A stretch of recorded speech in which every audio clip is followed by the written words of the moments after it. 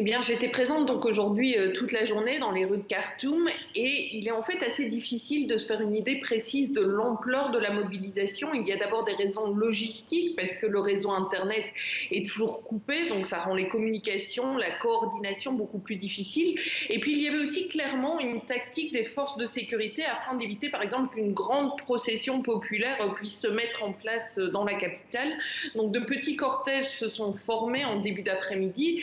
Plusieurs milliers de personnes étaient présentes dans les rues de Khartoum, mais les groupes peinaient à se rejoindre, notamment parce que l'armée et la police avaient bloqué les ponts des grands axes et puis des rues autour du quartier général de l'armée.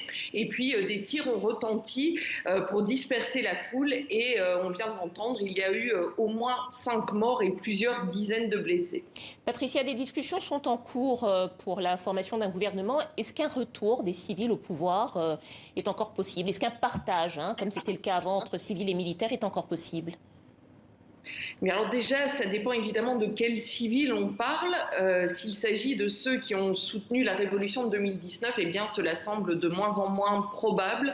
Et les actions des militaires depuis le coup d'État du 25 octobre ne vont clairement pas dans ce sens. Donc en un peu moins de 3 semaines, des centaines de personnes ont été incarcérées, des leaders des comités de résistance, des ministres, des représentants de la société civile, des partis d'opposition. Le Premier ministre lui-même, Abdallah Hamdok, est toujours en résidence surveillée. Et puis jeudi soir, donc un nouveau conseil souverain, l'organe censé diriger la transition, a été annoncé de manière unilatérale et ses anciens représentants civils ont été écartés. Et puis au sein aussi des institutions publiques, des purges sont en cours avec un retour des cadres de l'ancien régime à des postes clés.